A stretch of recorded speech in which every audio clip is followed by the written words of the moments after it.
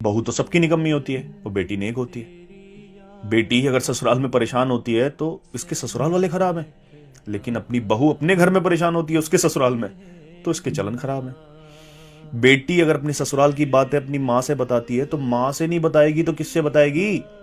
लेकिन जब बहू अपनी माँ से बात कर ले तो आजकल की माएं घर तुड़वा देती हैं। बेटी मैके आए तो स्वागत करो कि इसका घर है, जब चाहे जब आ सकती है। लेकिन अगर बहू अपने घर जाना चाहे तो अपना घर है, इसे संभालो। अब अपनी बेटी को परवाह करने वाला पति मिल जाए तो हीरे जैसा दामाद मिला है।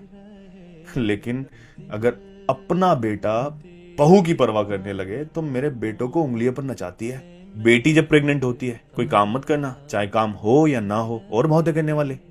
लेकिन जब बहू प्रेग्नेंट होती है तो जितना काम करेगी उतना अच्छा है तेरे लिए।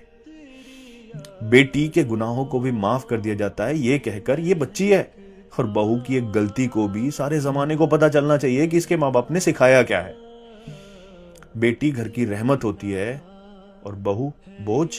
हर माँ चाहती है कि उसकी बेटी ससुराल में जाकर खुश रहे, तो फिर कुछ माएं ये क्यों भूल जाती हैं कि जो बहू होती है वो भी किसी की बेटी होती है। और फिर बेटी तो बेटी होती है, वो चाहे अपनी हो या पराई।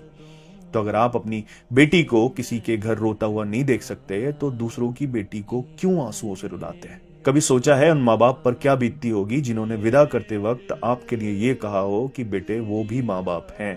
और जो लोग खुद को अच्छा कहते हैं लेकिन सिर्फ अपनी बेटी अपनी औलाद के लिए अच्छे होते हैं, दूसरों की बेटी के लिए दुश्मन बने रहते हैं, उनके आंसुओं की वजह बने रहते हैं, तो फिर वो किस बात के अच्छे होते हैं। क्योंकि जो अच्छा होता है वो तो सबके लिए अच्छा होता है।